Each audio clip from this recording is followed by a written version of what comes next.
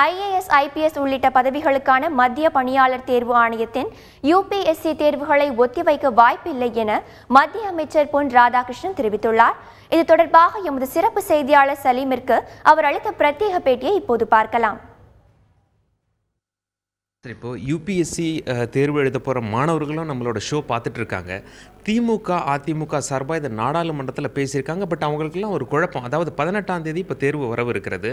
தேர்வை தள்ளி வைப்பாங்களா மாட்டாங்களா அப்படின்னு சொல்லிட்டு மத்திய அரசு இது குறித்து என்ன முடிவெடுக்கும் சார்? சென்ற வாரமே இது விஷயமாக அமைச்சரிடம் பேசினேன். ஆனால் பேசியதிலிருந்து கிடைத்த விஷயம் மாற்றி வைப்பதற்கான சாத்தியக்கூறுகள் இல்லாதது போல் நான் உணர்ந்தேன். அவர்கள் அப்படி சொல்லவில்லை.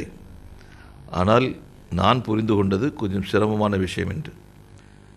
இந்த விஷயத்தை நாங்கள் மாற்றி வைக்க முயற்சிக்கின்றோம் என்று நாம் சொன்னோம் என்று சொன்னால், ஒருவேளை மாற்றி வைக்கப்படும் என்கின்ற நம்பிக்கையில் மாணவர்கள் தங்களுடைய படிப்பில் கவனம் கொடுக்காமல் இருந்துவிடக்கூடாது என்பதற்காக இது பற்றி நான் பேசாமல் இருந்தேன்.